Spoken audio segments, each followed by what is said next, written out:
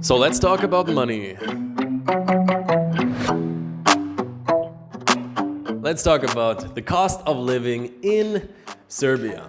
So as of now, I've been living here for exactly 1 month, and today I want to break down all the different expenses that I had here.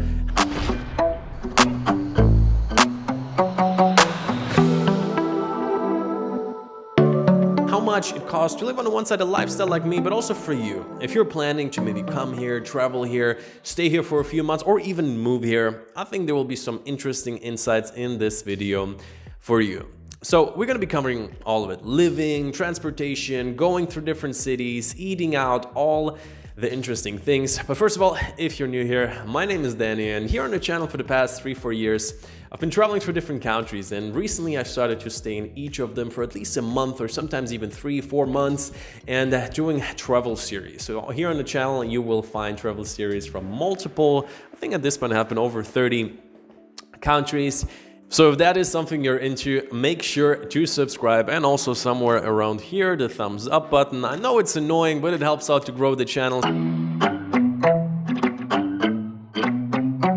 So the first big expense is obviously apartments. Where are you gonna stay? And me, for the past few months and years, I'm usually doing Airbnb. So here in Serbia, you can get fairly good deals. Like close to the city, you can imagine somewhere between $25 realistically to $40 for a nice apartment. Actually, let me give you a quick room tour where we're staying right now.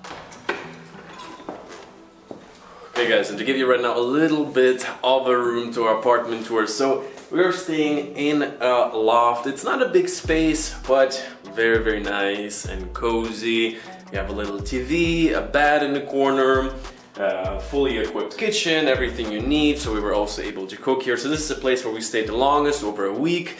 And actually, we've been staying here, and the host is very nice, was answering like all the questions, everything we needed to know around Belgrade. So actually she told me there's a bunch of apartments free, so if you want, you can have access to them, film a little bit. So we're working actually right now downstairs. We're going to show you that apartment as well. But first, head over here. So we're actually living right next door. You can check out the listings if you do happen to come to Serbia. So you got a kitchen in the corner, and we are on the highest floor, but still got windows on both sides. So there's actually a lot of daylight coming in. And for now, I would say let's go downstairs. A bit of a bigger apartment. Right now, it happened to be my office, so I'm going to show you that one as well. If you want, you can also make some Instagram gains.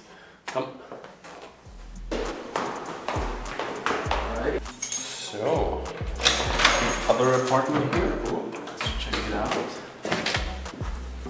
Okay, guys. So this is a little bit of a bigger apartment here in the same buildings. We're on the first floor, and in the corner there I have my little setup. I've been doing work here for the past week, editing up the podcast, things like that. So I really enjoyed it. This space is definitely a good bunch bigger. We're like 10-minute walk into the city center, get a nice big living room, bedroom, separate kitchen. So this is like a proper bigger apartment. So as I said, I will link down all her apartments below. It was really cool that I was able to stay here, so thanks for that once again. And so our host here, she actually has a few different apartments. I will link them down in the description below, so you can see if something is available if you happen to come. And also, if you don't have an Airbnb account yet, there will be a discount in the description for you as well. So overall roundabout, I think on average, I'm paying something like $28 a night for an apartment for two, usually pretty good location. But again, depending on the season that you might come, it might be a little bit more expensive. Also from friends who have been staying here long term, or kind of like living the digital nomad lifestyle for a month or 3 months. There's a guy I know, he's renting his apartment for around $300, so it can be much more affordable. So what is it, like $10 a day? If you're a little bit outside of the city, if you commit for a long-term accommodation. Personally, I like the flexibility, but for that, obviously you have to pay quite a bit, or sometimes a little bit more. Depends. So overall, not extremely cheap, but definitely much more affordable than the Western counterparts. Traveling through Europe, you're not gonna get away with such nice central apartments. So in terms of that, a good bang for your buck. So guys, what you just watched, this short little clip, is one of hundreds of travel videos that I have shot in the past 3 years, traveling the world at this point close to 50 countries, but it's not just about traveling, sightseeing, sick places, nice accommodations.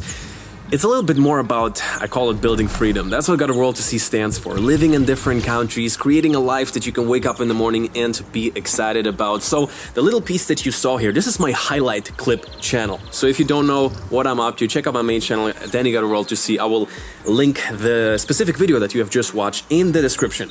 So whatever you do, subscribe on Danny Got a World to See. You can also join me on my Instagram where I share a little bit behind the scenes, current updates. Sometimes people ask me, hey Danny, are you still in the Philippines? Are you still in Albania? Are you still in Hong Kong? And sometimes the video is already years old, and these highlight clips, they're all taken from the past 2-3 years. And so I hope you enjoyed it. Check out the full episode below, and we're gonna see each other very soon.